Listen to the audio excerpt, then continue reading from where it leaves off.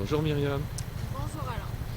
nous sommes devant le Conseil des prud'hommes où tu viens d'avoir une audience Mhm, à propos de ta suspension mhm. contre un grand groupe de 4,3 milliards d'euros au niveau européen en chiffre d'affaires et tu contestes évidemment la décision de suspension.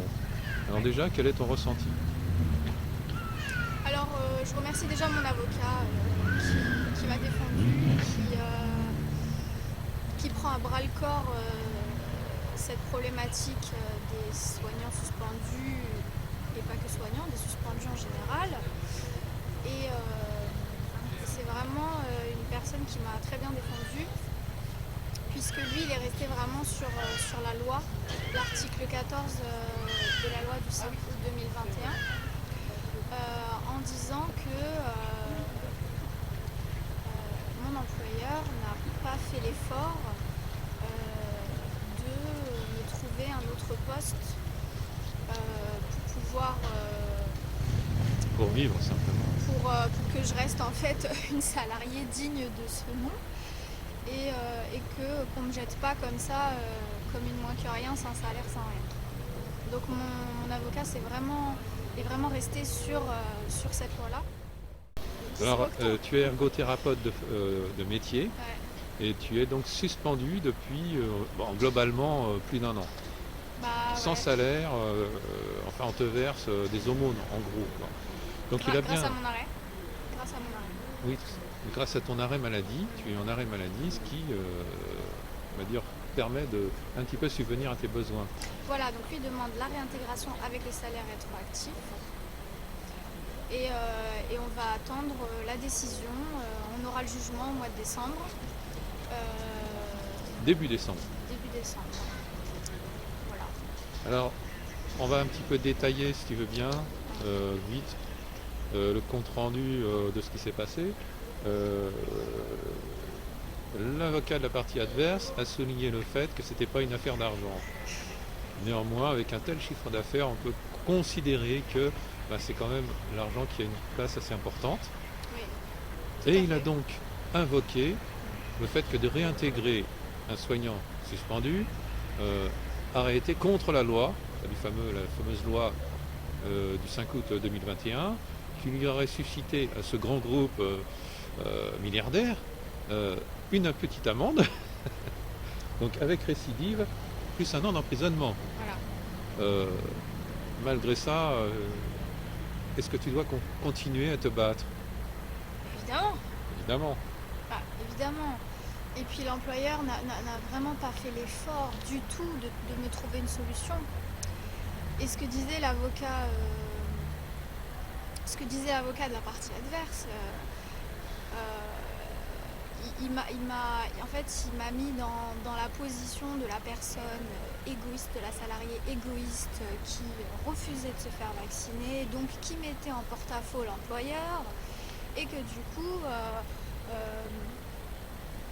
l'employeur devait s'adapter à mes petits caprices. Oui, C'était un peu ça qui en est ressorti. ils t'ont fait passer. Donc en fait, c'est comme si l'employeur était victime de ma propre décision personnelle. Ils t'ont fait Euh, passer pour une tête de linotte voilà, inconséquente. voilà. Le fait qu'en dehors de ça, ils disent évidemment qu'il n'y a absolument aucune obligation de réintégrer une soignante, ni même de lui proposer un autre travail. Et effectivement, bon, enfin, effectivement, on peut jouer avec les mots, mais qu'est-ce qu'une invitation au sens gouvernemental? A-t-on le droit de refuser une invitation gouvernementale? Oui, alors dans l'article, il est écrit que l'employeur est invité en fait à aider le salarié à régulariser sa situation. Donc finalement, la partie adverse s'est basée sur ce mot invité en disant que c'était pas une obligation. Voilà. Sauf que est-ce que c'est digne d'un employeur de laisser un salarié pour compte comme ça, sachant qu'ils font quand même un bon chiffre d'affaires tous les ans? Voilà. Et en même temps, c'est un peu, on va dire, une ségrégation.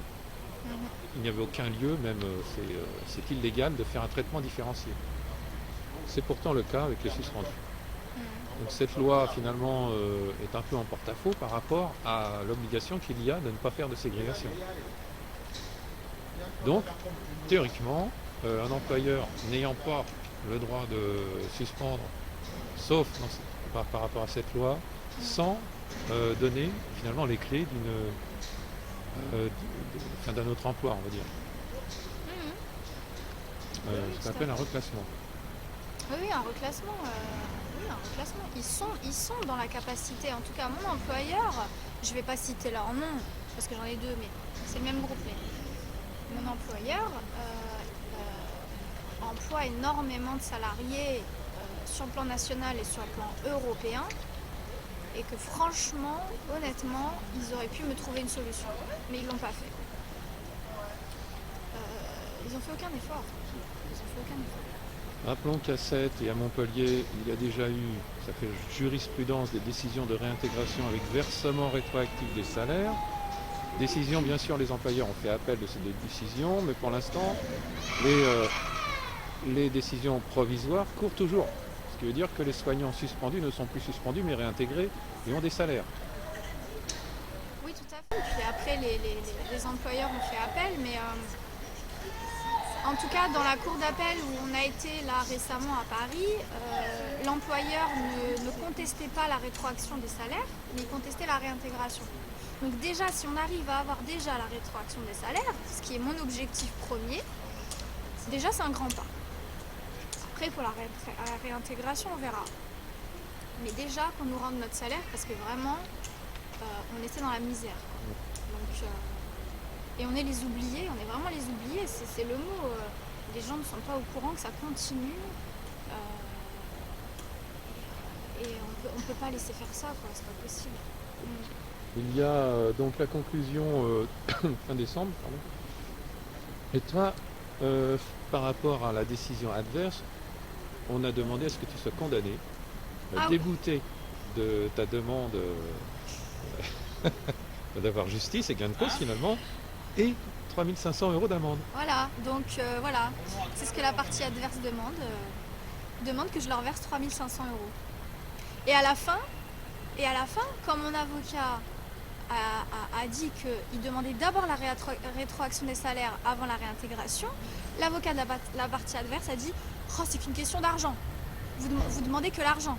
Alors que derrière, il me demande 3 500 €. Enfin, franchement, c'est de la bêtise. c'est à mourir de rire. C'est de l'hypocrisie. Oui, c'est de l'hypocrisie, ouais. Donc là, tu vas continuer à te battre. La décision sera rendue début décembre.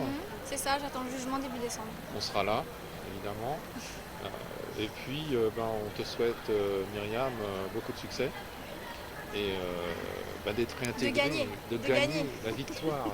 La victoire en chantant, comme on dit. Et puis, rétroactivement, de toucher tous tes salaires quand même, quoi. Plus d'1 an de salaire. Je veux absolument qu'on me verse tous mes salaires. Voilà. C'est justice, sinon c'est du vol. Voilà, c'est du vol, exactement. Et même, j'irais jusqu'à demander une prime, moi, mais bon, c'est maintenant. Eh ben, merci la Concorde TV, à bientôt. Merci Myriam.